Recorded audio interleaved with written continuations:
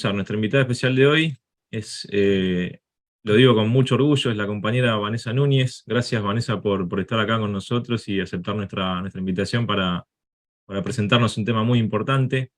Ella es secretaria administrativa y de Organización Nacional en el gremio UTEDIC, gremio amigo.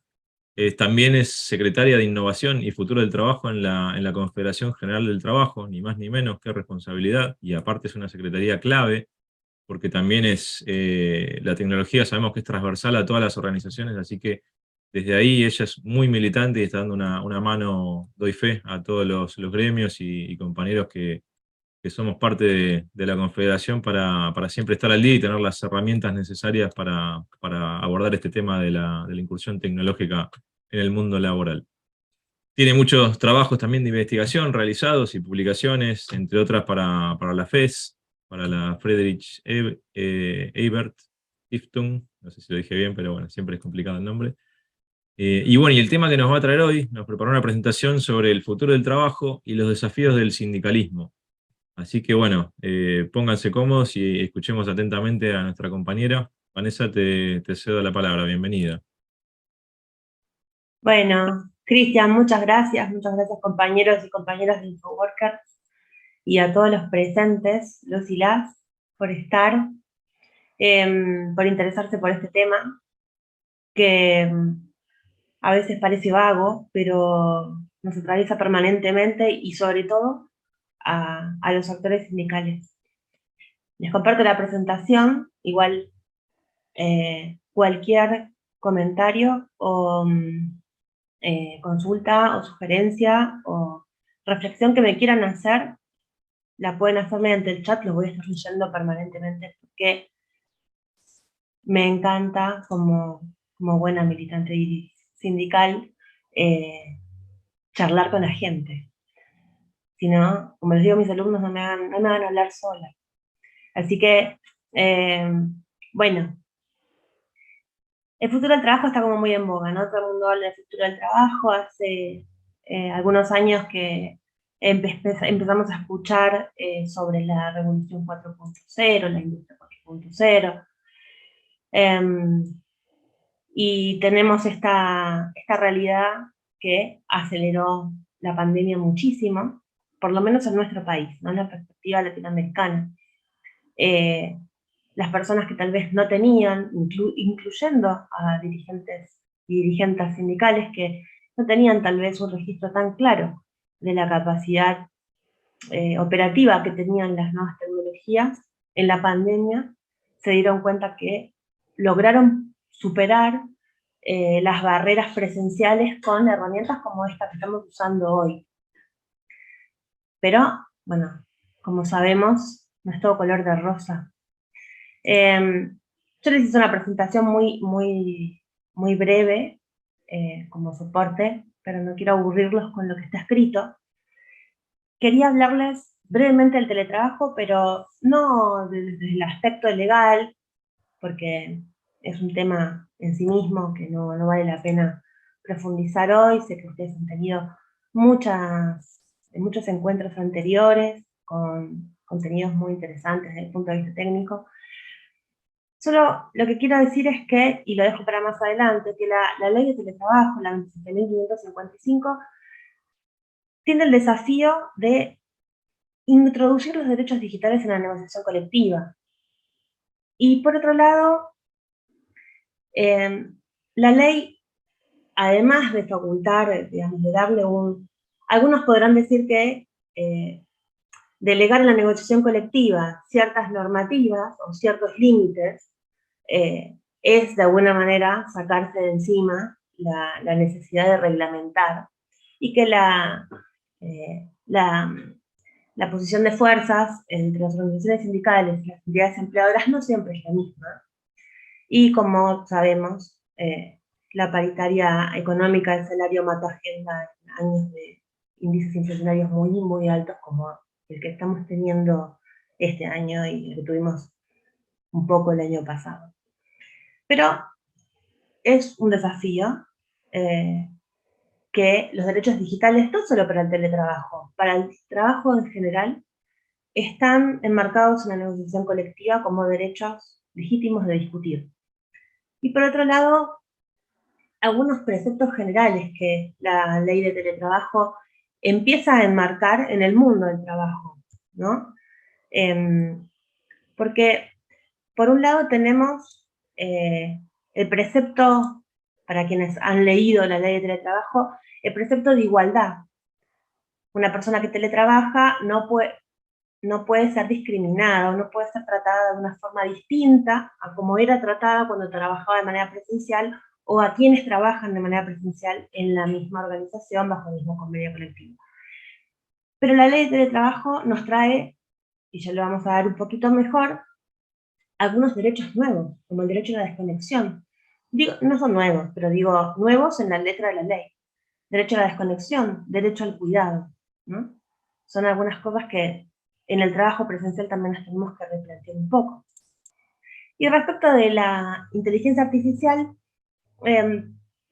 simplemente aportar no una mirada técnica, porque no es la intención, sino una mirada desde el punto de vista sindical y desde el punto de vista más popular, si se quiere. A veces los actores sindicales piensan o han pensado durante mucho tiempo que la innovación tecnológica era un desafío al que no se podía abordar, ¿no? Como la empresa X te plantea que una innovación tecnológica aumenta, incrementa la productividad en un X%, o muchas veces, como pasa en la industria automotriz o en la industria de fabricación pesada, determinada maquinaria que reemplaza mano de obra, minimiza trabajos de muy alta exposición de factores de riesgo en términos de seguridad y salud laboral. Entonces, el sindicalismo argentino muchas veces hemos creído o no hemos puesto el ojo en las condiciones de las tecnologías que se van incorporando en las empresas que representamos. No estoy diciendo que esto suceda en todos los casos, digo en general, ¿no? Estamos preocupados por otras cuestiones, flagelos del siglo XX, ¿no? Y los nuevos problemas del siglo XXI a veces se nos escapan. Y tenemos que empezar por desmistificar la veracidad o esta verdad revelada que nos trae la tecnología, ¿no? Para quienes tal vez no la entendemos del todo. Yo no soy programadora ni soy ingeniera en sistemas, pero sí sé que el algoritmo, como escribí acá, carga con intereses de sus creadores. Alexa, Siri, bueno, Tai, que fue un experimento de Microsoft, pueden fallar. Ejemplos, como para graficar un poco lo que quiero decir. Alexa, que es la inteligencia artificial de Google, está pensada en principio para asistir, pero también para recopilar información con términos comerciales, ¿no?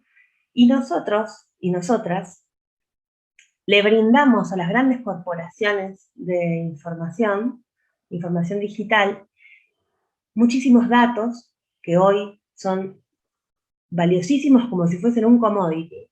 La acumulación de información estratificada tienen un valor comercial inmenso, y nosotros le brindamos gratis información personal a cambio de confort, ¿no? Porque qué raro que Google no me cobre por una casilla de mail, lo mismo que Outlook, lo mismo que cualquier motor grande de búsqueda, o las redes sociales, ninguna cobra. Qué raro, ¿no? Que no cobren. ¿De qué viven si no nos cobran nada? Bueno, le pagamos con nuestros datos personales. Y ese está bueno, pero al mismo tiempo genera un montón de dilemas éticos que en el mundo del trabajo se empiezan a permear. Y el algoritmo carga con los intereses de sus creadores. Esto ya seguramente el auditorio lo debe saber, pero bueno, no está de más decirlo. Cuando en una empresa o en una institución nosotros nos vemos frente a una entidad empleadora que quiere implementar una inteligencia artificial, un software, un algoritmo, hasta un sistema de medición de productividad. Hay sistemas de todo tipo, medición de cantidad de tiempo, de teclas por minuto, por segundo, cantidad de llamadas contestadas, cantidad de mails respondidos, hay encuestas de calidad que tienen valores con motores de inteligencia artificial. Bueno, la máquina sí se equivoca, pero no que se equivoca porque falla en su lógica, sino porque responde a los intereses para los cuales fue creada. No sé si inteligencia, sino más bien una cuestión estadística y de tendencias. Por eso los algoritmos asimilan las conductas estadísticas que están estudiando, como por ejemplo fue el caso de Tai, que muchos de ustedes tal vez lo deben haber leído, que era una inteligencia artificial que Microsoft lanzó en Twitter para aprender del universo de cosmonautas de Twitter, y en muy pocas horas tuvo miles de millones de seguidores, y Tai empezó a tuitear cosas en favor del nazismo, ¿no? Y ese tipo de mensajes, y Microsoft rápidamente lo sacó de circulación. Pero bueno, Tai aprendió de las conductas de los seguidores que tenía en Twitter. Lo mismo pasa con Siri, que tuvo una actualización hace unos 2 o 3 años, cuando hubo quejas respecto de las respuestas de tipo sexista que tenía, cuando se le hacían preguntas, bueno, se la ponía a prueba, ¿no? Le hacían preguntas respecto del físico, respecto de preguntas de tenor de tipo sexual. Hoy Siri tiene una respuesta más contundente de la que tenía hace 3 años atrás. Y Alexa, algo similar, pero también fallas de la lógica, en la lógica emocional. Hay un caso que sucedió hace poco tiempo, que Alexa ofreció a una niña pequeña como un reto meter una moneda en un enchufe, porque recabó esa información recabó esa información de TikTok, por ejemplo. Entonces, a esto voy con las conductas estadísticas que se van asimilando. De la misma manera nos pasa en el trabajo. Hay inteligencias artificiales o hay software que las empresas adquieren y que tienen como objetivo, por ejemplo, selección de personal. Y vemos que esa selección de personal termina teniendo un sesgo de género, o termina teniendo preferencias para con personas sin hijos, o con personas de cierto rango etario, o con personas que tienen determinadas facciones físicas, o que tienen determinados rasgos étnicos. Y bueno, tiene que ver con la estadística. Si la persona que se dedicaba a hacer esta preselección tenía esos rasgos, el algoritmo aprende lo que ve de manera estadística y lo replica como correcto. Hay reconocimientos faciales que han sido denunciados, incluso reconocimientos faciales de Google, por que no funcionaban con personas afroamericanas. No reconocían a las personas afroamericanas como seres humanos. Estaban pensadas, bien eurocentristas, en rostros blancos, ¿no? Y este tipo de propagación de sesgos, de desigualdades, de discriminación. A ver, acá leo: Alexa u otro software pedir los suicidios de adolescentes en un tiempo, dice Elba. Qué peligro, Alexa. Claro, sí, Elba. A esto me refiero, ¿no? Con que entendamos que la inteligencia artificial y los algoritmos y la tecnología no es segura per se, ¿no? ¿Qué puede pasar si dejo a mi hijo de 4, 5, 6 años con Alexa? No pasa nada. Bueno, sí pasa que a Alexa de repente se le ocurre plantearle que mete una moneda en el enchufe.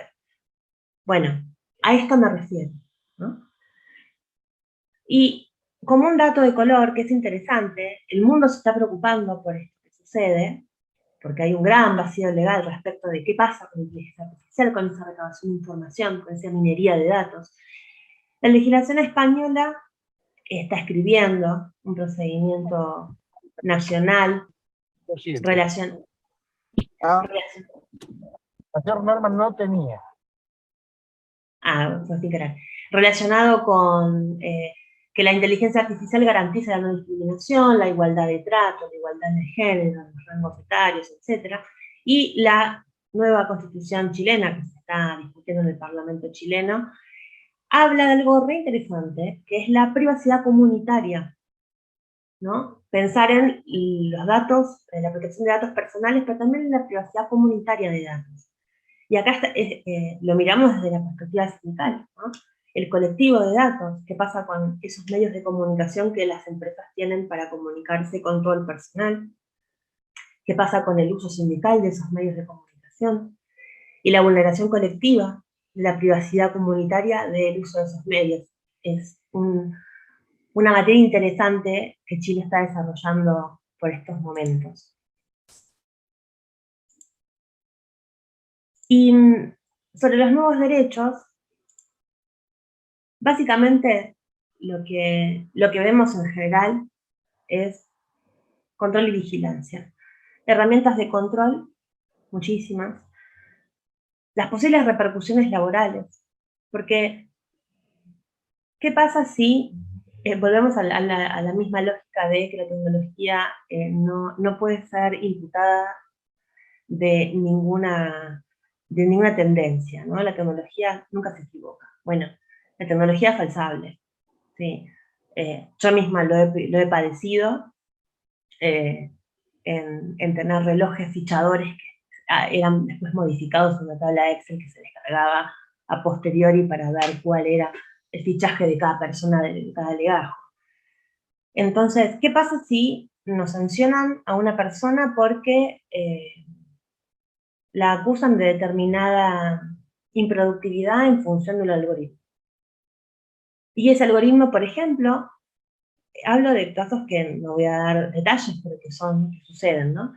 Y esa encuesta de calidad está basada en la experiencia del cliente que atiende, ese trabajador o trabajadora, y de repente la atención al cliente es mal calificada no por el laburante, sino porque la compañía no da una buena respuesta. Pero la repercusión laboral la sufre la persona que atendió esa llamada o atendió a esa persona de manera presencial o mediante redes sociales. Y cualquier otro medio de control, ¿no? ¿Qué pasa si nos ofrecen, porque es muy lindo y estás cómodo en tu casa y no contaminás con la polución de viajar y ayudás a la economía circular de las localidades descentralizadas y todas las cosas muy bellas que nos dicen del teletrabajo, pero después nos vamos encontrando con herramientas de control en donde, por ejemplo, nos exigen determinados cumplimientos que son ridículos o que son de imposible cumplimiento, ¿no? Y las organizaciones sindicales de a poco nos vamos encontrando con esta clase de desafíos que involucran a tecnología. La libertad de expresión. Hay análisis de datos de muchas compañías, que muchas de hecho han sido denunciadas, incluso recuerdo compañías que tenían vinculación con el Estado hace 3 años atrás, en donde se tomaban medidas laborales en función de las expresiones, por ejemplo, de tipo política, o puede ser de tipo sindical, en las redes sociales de las personas que trabajan. Y la privacidad. La privacidad es fundamental, sobre todo en las personas que trabajan desde su casa. Pero no solo eso, no solo en el teletrabajo. Piensen que la entidad empleadora tiene nuestra huella, si fichamos, tiene todos nuestros datos médicos, tiene nuestros datos bancarios, sabe cuánto ganamos, sabe cómo está compuesta nuestra familia primaria, sabe cuáles son los padecimientos de salud que hemos tenido, porque los tiene todos registrados en las licencias, sabe nuestro grado académico, tiene información sobre nuestros hijos, sobre nuestras parejas. Hay muchísimo caudal de información sensible que una entidad empleadora recopila de las personas trabajadoras a su cargo y que no siempre son tratadas con la seriedad que la ley contempla para ese tipo de información. Respecto de la Ley de Protección de Datos Personales, que si tienen ganas les recomiendo que la ojeen, es una ley nacional. Tenemos derecho a la información, es decir, vos me podés controlar, pero yo tengo derecho a saber cómo me estás controlando. Y en el yo tengo derecho, también se traslada al colectivo, el sindicato tiene derecho a saber qué elementos de control y vigilancia implementa un empleador. ¿Con qué objetivo? La vieja discusión de las cámaras de seguridad que teníamos los sindicatos antes, bueno, hoy se multiplica por cientos de variantes de control. Pero el objetivo, digamos, el enfoque es parecido. Bueno, la cámara de seguridad está puesta para controlar seguridad porque hay valores, o estás mirando la pantalla de la persona para ver qué hace. Pues, bueno, la lógica de protección de datos personales y de la dignidad de las personas sigue siendo un poco igual, pero se complejizan los instrumentos de control, ¿no? El derecho al acceso, ¿no? Ustedes, cualquier empresa, o incluso una empresa, una entidad empleadora, puede recopilar información sobre mí, pero yo tengo derecho a ver mi legajo. Algo también que nos pasa, que hay empresas que no quieren mostrarnos los legajos. Incluso tu propio legajo no te quieren mostrar. O tu propia evaluación de desempeño. Derecho a supresión en el caso de información crediticia o publicidad. Esto parece un chiste, pero de verdad sucede. Hay corporaciones importantes que han vendido la cartera de información a bancos, a aseguradoras, a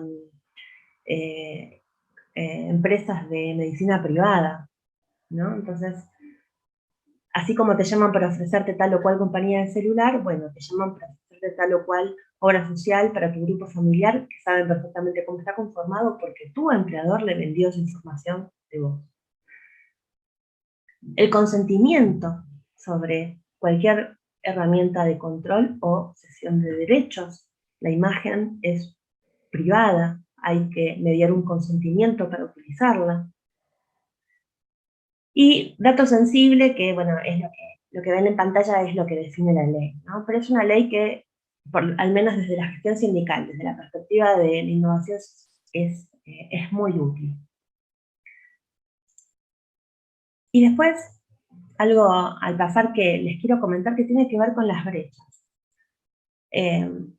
Lo analizamos cuando sucedió la implementación de la ley de teletrabajo, pero no está de más mencionarlo para cualquier otro tipo de empleo que tenga que ver con alguna parte del trabajo a distancia o con herramientas propias.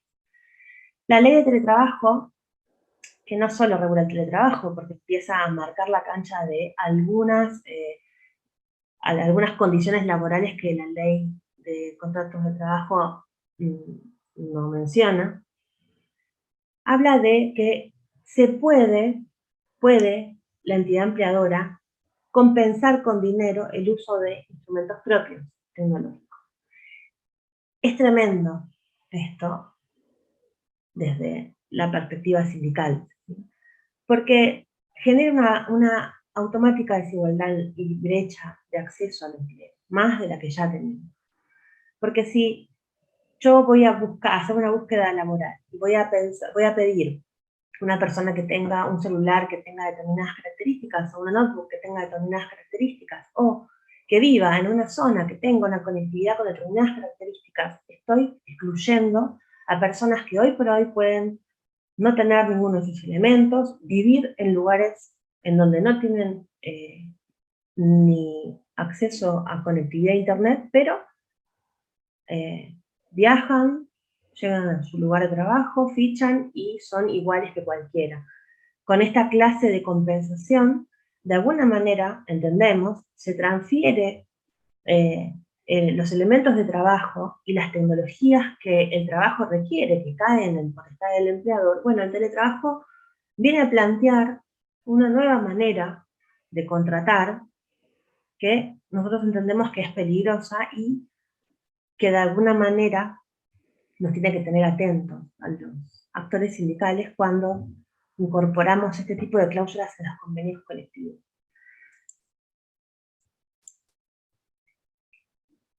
Les decía que les mencionaba la ley de teletrabajo porque introduce dos derechos que sí son interesantes y están buenos, que tiene que ver con el derecho a la desconexión, que excede al teletrabajo. Porque hoy un trabajador operario de una fábrica con un trabajo absolutamente presencial puede vivir abuso en la desconexión, porque todos tenemos WhatsApp, todos tenemos celular, porque nuestro superior nos contacta por WhatsApp a cualquier hora, fuera de la jornada. Y la ley de teletrabajo claramente explica que el trabajador o trabajadora tiene derecho a desconectarse, es decir, a no responder mensajes, solicitudes o pedidos de información laboral fuera de la jornada, fuera del horario de la jornada. Pero a la vez, estás obligado a dejar datos personales para contactos de emergencia, con lo cual el empleador siempre tiene cómo ubicarte, ¿sí? Y esa situación es una situación en la que el trabajador y la trabajadora se encuentra muy solo, porque es un mano a mano asimétrico en términos de poder, con un empleador que te escribe, un gerente, jefe, jefa, que te escribe y te pregunta algo cuando ya te fuiste, ¿no? No contestar, ¿no? Las relaciones interpersonales que se desarrollan en el trabajo son complejas y la gestión gremial tiene que ser muy clara en esos términos para que no sea la decisión de una sola persona, sino que sea una posición general. Las tareas de cuidado y la conciliación familiar en la ley de teletrabajo mencionan que las personas tienen derecho a desconectarse por afuera del descanso de almuerzo si acreditan que tienen tareas de cuidado, que pueden ser a menores de edad, pueden ser a personas con discapacidad. Pero así como les decía que la ley de teletrabajo dice que necesitamos igualar derechos, tanto a personas que trabajan de manera presencial como las que no, en este caso, las personas que tienen trabajo presencial no gozan del beneficio del cuidado o conciliación familiar. Y es un debate también interesante para dar en las convenciones colectivas respecto a las tareas de cuidado y conciliación familiar, sobre todo considerando que la tarea de cuidado es la gran brecha que diferencia a los trabajadores masculinos de los femeninos, ¿sí? A la hora de contratar, a la hora de ascender, a la hora de igualar oportunidades salariales y de puestos de decisión.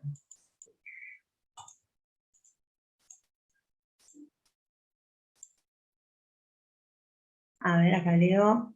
Elba dice, hay sanción para el software, ponele no tomo mi fichada y perdí. Son cosas que pasan, dice Elba. Bueno, claro, a esto nos referimos, ¿no? No, el software se equivoca, ¿qué pasa? Bueno, empezar por pensar como delegados de base, como dirigentes sindicales, como trabajadores y trabajadoras organizados, que un software de control no es infalible. Puede fallar, no porque esté roto, porque esté funcionando mal, sino porque tiene una lógica definida que tal vez no considera determinada condición de la realidad, o bien porque está dirigido de determinada manera y tiende a perjudicar a determinado sujeto. Te agrego, perdón, Vanessa, que te interrumpa. Te agrego Sí. perdón, estaba pensando en un ejemplo recién y recuerdo casos también que hemos tenido que defender en el gremio nuestro, a compañeros que, como vos decías bien recién, hay deficiencias en la infraestructura, en la conectividad, no todos tienen las mismas posibilidades ni viven en una zona con igualdad de tecnología en cuanto a la conexión. Y ha pasado esto que mencionabas ahí en la estadística, en una de las diapositivas que pasaste, que hay cortes de luz que son recurrentes, otros que son de la compañía que provee el servicio de Internet, y nos ha tocado defender compañeros que tuvieron que ir a justificar para que no les descuenten el día, porque se lo descontaron, días, horas, el tiempo que están fuera de línea, gracias a las herramientas de control que les dice la persona está conectada o no está conectada, y tener que ir a dar explicaciones, llevar informe de la compañía de Internet, donde blanquea que se le cayó el servicio, porque esa es otra pelea que tenés que dar. Conseguir ¿Sí? que alguien te diga, sí, sí, de entre tal hora y tal hora certifico que en su domicilio no había servicio de Internet. Digamos, entrar en toda esa pelea, como vos bien decís, es desigual. Es un empleado en su Totalmente. casa, totalmente desprovisto de las herramientas que tiene que tener, y el gremio a veces también es difícil que lo lleve, porque de vuelta son un montón de gente que está suelta, que está en la casa, en el domicilio, no pueden acercarse, contactarse. Así que eso es real y aparece todo el tiempo, y no hay una protección sencilla de ejercer, incluso a los sindicatos que están bien organizados. Sí, absolutamente.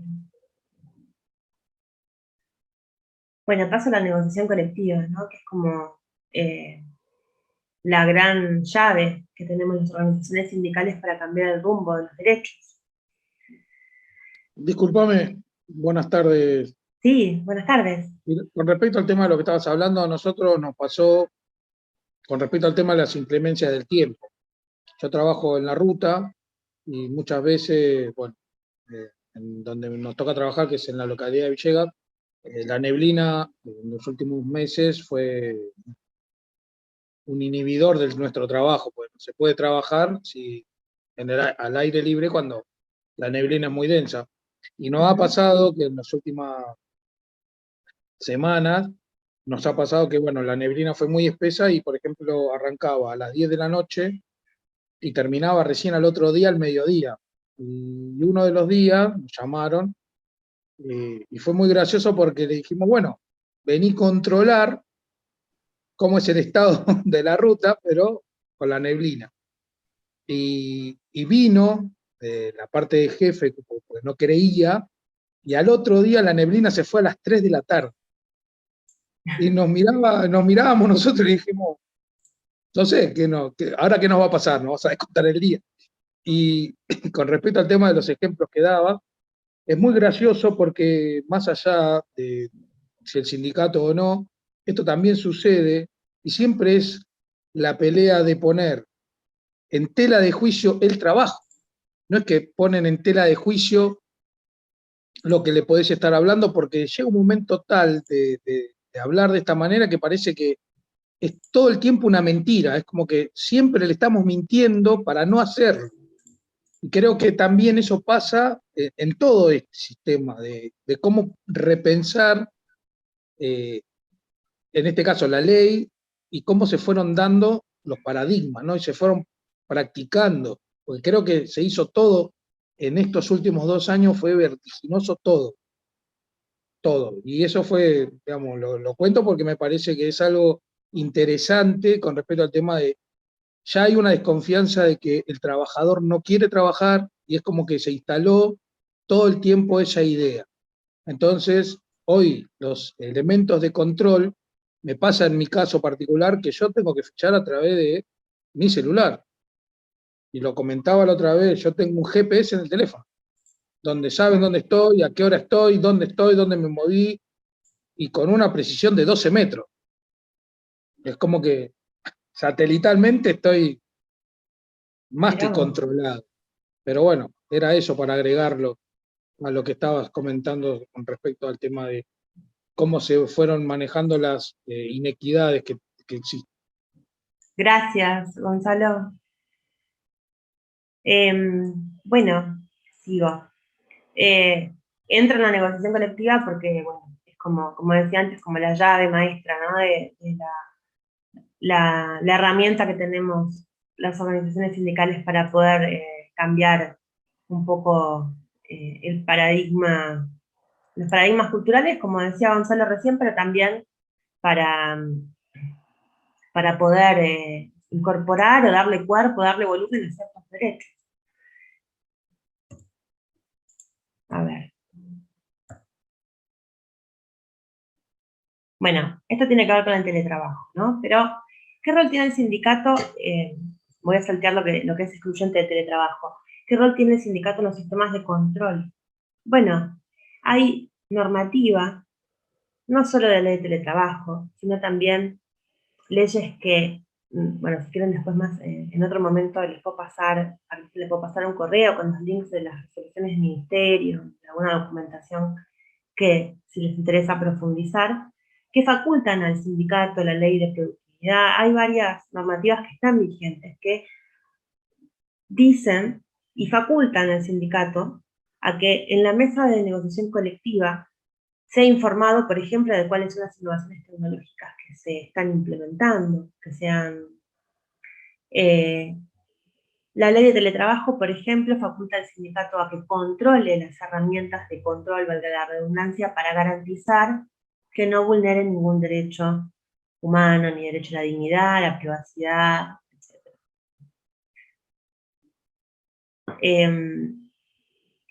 Esto es interesante, ¿no? Porque, ¿qué pasa con la capacidad de control? Así como también tenemos control las organizaciones sindicales para verificar las condiciones de seguridad y salud laboral.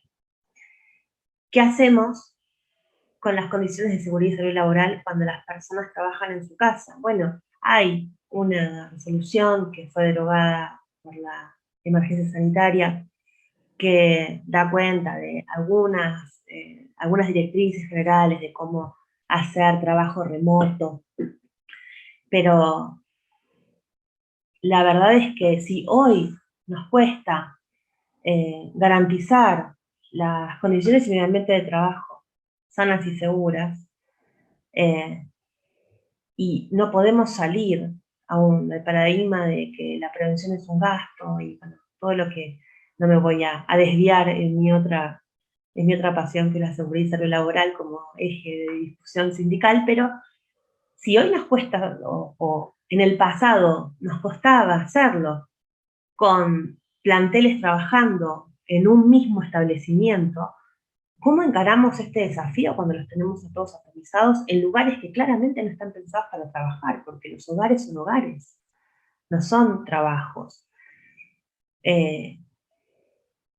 ¿Y qué vamos a hacer con las evaluaciones rigurosas que podamos llegar a realizar de seguridad y salud laboral en la casa de una persona, en donde evidentemente no va a tener ni la iluminación adecuada, ni las condiciones posturales, ergonómicas adecuadas, hasta incluso puede tener niveles de ruido, muchísimos factores de riesgo que no están presentes tal vez en la entidad empleadora en la que trabaja de manera presencial.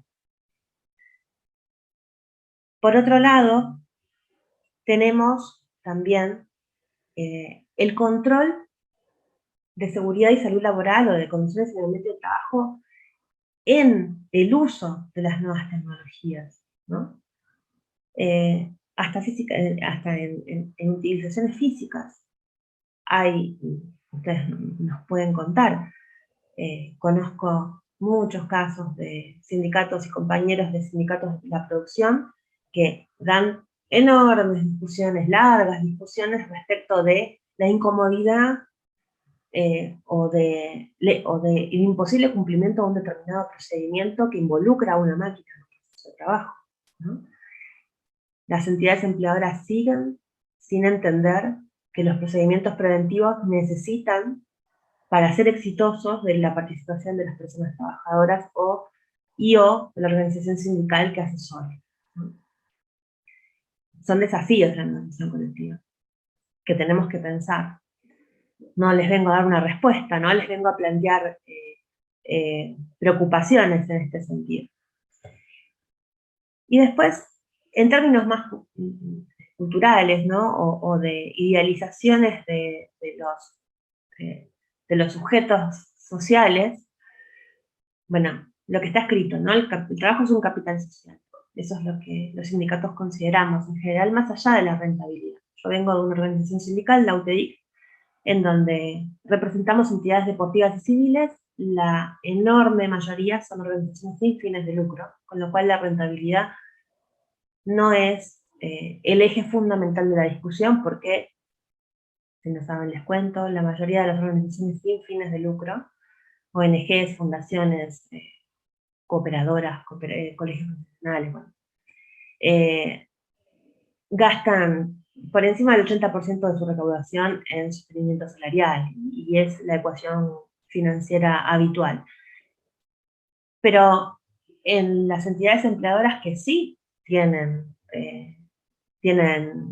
fines de lucro, que tienen socios, accionistas que se llevan una renta, la tecnología tiene que ser un complemento. Siempre tiene que ser un complemento, y lo tenemos que ver de esa manera. A veces este problema de lo que internacionalmente la OIT llama el desempleo tecnológico nos puede suceder, y sucede. Así como también puede suceder que se creen nuevos puestos de trabajo, y esos puestos de trabajo nuevos tienen que poder estar a la altura de las circunstancias, y no simplemente descartar rangos etarios y incorporar a las juventudes, que también necesitan un espacio en el mundo del trabajo, ¿no? Pero digo, a veces el cambio tecnológico en el empleo es un gran expulsor de trabajadores y trabajadoras de mayor edad, que no están en edad de jubilarse aún, ¿no? Porque son muchas veces quienes por cuestiones psicosociales y culturales tienen mayores problemas para adaptarse a nuevas formas de trabajar o a nuevas tecnologías en el trabajo. Y nosotros también representamos a esas personas. Creo que una de las herramientas fundamentales que tenemos con las organizaciones sindicales es la formación. La formación da desde siempre movilidad social. Y creo que el sindicalismo argentino, que es modelo en el mundo por muchas razones, lo es también por la formación. La formación sindical en la Argentina, aunque la naturalicemos, es inmensa y es cada vez más prestigiosa. Muchísimos sindicatos tienen centros de formación propios, tienen centros de formación en todas las provincias del país, dan carreras o tecnicaturas o cursos de perfeccionamiento que tienen que ver con las necesidades de la industria o del polo productivo que representan. Pero la tecnología es un medio, es una herramienta. No podemos pensar que en la tecnología como un instrumento indiscutible. La tecnología tiene que ser complementaria y no puede bajo ningún punto de vista ni segregar, ni ser un motor de mayor exclusión, ni dejar a nadie afuera, ¿no? Por otro lado, que parece una obviedad pero no es menor, es muy habitual que las grandes organizaciones de empresas, de empresarios, hablen hasta incluso en los medios de comunicación, porque sabemos que no tenemos buena fama en los medios de comunicación. Como escribimos acá, el movimiento organizado es demonizado, es difamado, creo yo, tal vez ustedes lo compartan, por su gran potencial, ¿no? El poder que el movimiento obrero organizado tiene si está mancomunado.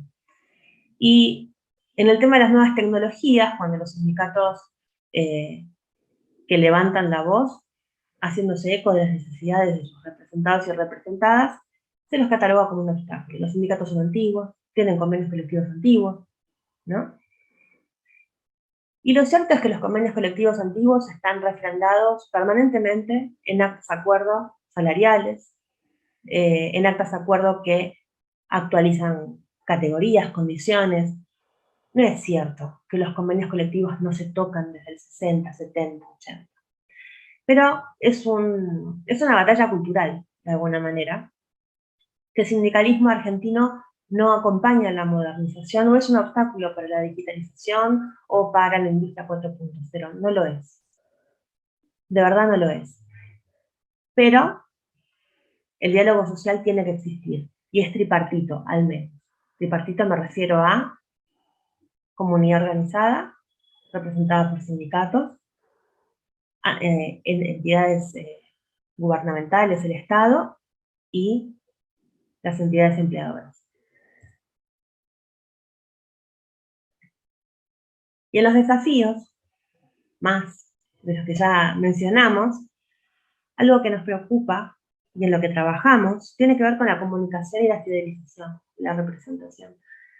No los voy a aburrir con este tema, he escrito mucho al respecto, pero es un mirar adentro de la organización sindical, ¿no? La tradición sindical da cuenta de un trato personalizado, de mirarse a los ojos, de hablar personalmente. La pandemia nos desafió en esta manera de vincularnos y de fidelizar a nuestros representados, a las comunidades que representamos, pero la verdad es que las nuevas modalidades de empleo, que hacen que la gente tal vez no esté en el sitio de trabajo cuando yo la voy a visitar, o que esté atomizada, porque la tecnología lo permite. Y además también las nuevas maneras de consumir información de las nuevas generaciones. Y ya no estamos hablando de chicos de 18 años, estamos hablando de personas de 35 hacia abajo que consumen información exclusivamente casi, según encuestas, por redes sociales o páginas web. ¿Cómo nos comunicamos con esas personas? ¿Cómo fidelizamos? ¿Cómo generamos el sentimiento de identidad, de comunidad, de que forman parte de un colectivo de trabajadores y trabajadoras, de que tienen problemas comunes, de que deben unirse para ser fuertes ante determinado reclamo, determinada injusticia? ¿Cómo reconvertimos la representación sindical en la industria 4.0? ¿No? Lo que algunos trabajos mencionan, no es mi caso, pero el sindicalismo 4.0, ¿no? Bueno, apropiarnos de las herramientas digitales me parece que es fundamental, y es algo que tenemos que repensar hacia adentro de las organizaciones sindicales. ¿Cómo nos comunicamos? ¿Cómo manejamos las redes sociales? ¿Cómo manejamos la disponibilización de la información para nuestros afiliados y afiliadas? Y esto supone toda una estructura que hay sindicatos que no tienen y que trabajan en tener, ¿no? Para modernizar sus propias estructuras, para tener sistemas, para tener desarrollo. Porque si volvemos a lo que hablábamos hace un ratito, ¿con qué infraestructura una organización sindical tiene poder para juzgar, poder técnico para juzgar si un software de control es o no es violatorio de los derechos humanos? Necesita capacidad técnica para hacerlo. Yo, humildemente, considero que hacia adelante, así como estamos tan acostumbrados y acostumbradas a tener en el sindicato, por ejemplo, abogados laboralistas, vamos a tener otro tipo de especialistas que nos acompañen en la gestión sindical cotidiana, porque la realidad lo demanda, ¿no? Y cómo cada sindicato que tiene su idiosincrasia, su mística, ¿no? su mística militante, cómo la traduce y la hace trascender desde la comunicación digital. Esto también es un desafío. Está bueno hacer revistas, está bueno hacer folletos, está bueno hacer asambleas, charlar con la gente, todo eso está genial y a mí me encanta hacerlo. Pero también tenemos que poder entender que la comunicación digital es una arena de discusión, que hay militancia en las redes sociales, que es un espacio virtual en el cual se construye sentido también. Y como dice alguien que sabe mucho más que yo de esto, si no hablamos, somos hablados por otros. Si no salimos a decir lo que queremos decir o a explicar lo que queremos explicar en algún ámbito, como por ejemplo en redes sociales o en la web, bueno, entonces la información que falte por parte de las organizaciones sindicales será cooptada por quienes menosprecian la organización sindical porque le parece incómodo. Vanessa, perdón, te interrumpo. Sí.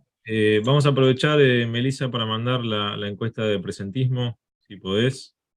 Y muy importante el concepto que acabas de mencionar, y en una presentación también recuerdo que Mónica Esladonia también nos advirtió sobre el tema de ponernos a la par de la industria 4.0 a través del sindicalismo 4.0. Bueno, hicimos una reflexión también ahí de las falencias o la potencialidad que tenía también el sindicalismo de aprovechar esas herramientas para jugar esa carrera. Como bien vos decís, incluso el poder político mira con admiración a la tecnología y a las empresas que desarrollan la tecnología, y muchas veces se deja de lado esta cuestión, o el no decir o el no opinar por desconocimiento o vergüenza, quedar en evidencia no generalizo, porque cada sindicato, como bien vos decís, tiene su idiosincrasia, su forma de proceder y abordar estos temas, pero sin duda hay una materia pendiente en eso que tenemos que ponernos también al día y ser colaborativos. Recuerdo en una reunión que organizaste vos, en parte en la CGT, donde invitaste al sindicato de Alemania, a la IG Metal, donde propusieron una metodología para abordar eso que tenía que ver con formar los cuadros técnicos y armar redes entre sindicatos, que me pareció un desafío muy interesante, donde vos acabás de mencionar algo que va en ese sentido y tiene que ver con incluir colaboradores de otros sindicatos, otras actividades para justamente complementarse y abordar esta cuestión frente al desarrollo de software, por ejemplo, como herramienta de control también para la compañía. Así que bueno, me parece interesantísimo. Te dejo continuar, así vamos ya haciendo el cierre. Bueno, minimizo la encuesta.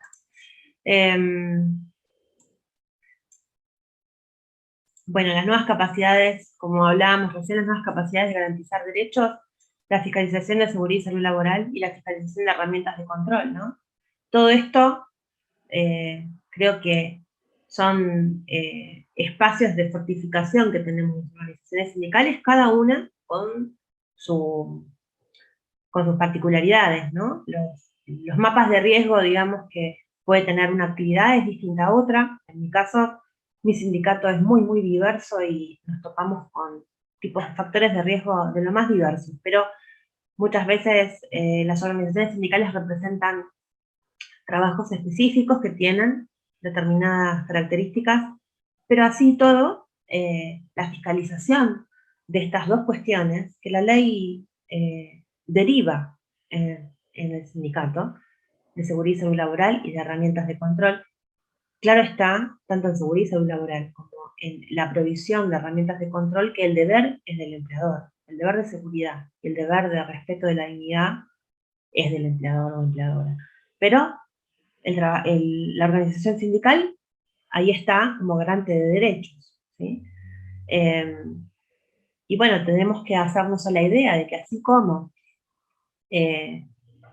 podemos discutir condiciones laborales, podemos discutir la aplicación de un convenio, la aplicación de determinada liquidación salarial, tenemos que tener las herramientas, ir construyendo las herramientas necesarias para la discusión en términos de condiciones simplemente de trabajo y en términos de herramientas de control y vigilancia tecnológica. Porque además, y con esto termino para no ser tan extensa, la pandemia y la enorme utilización de tecnología, que también trajo mucha soledad y mucho aislamiento, más allá del aislamiento del ASPO, el aislamiento de la comunidad laboral, hace que los riesgos psicosociales incrementen.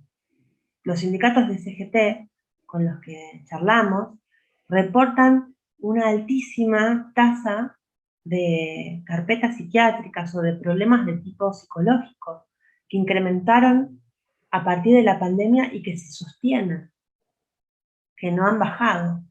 Y esto también tiene que ver con las nuevas formas de empleo a las que las personas no están bien adaptadas, porque las formas de empleo responden, como hablábamos antes, a necesidades del capital, pero las personas, como consideramos, el trabajo, como se dice siempre en la CGT, es un ordenador social y forma parte de la vida de las personas y tiene que ser un promotor de salud y de estabilidad, incluso de salud emocional y de salud psicológica.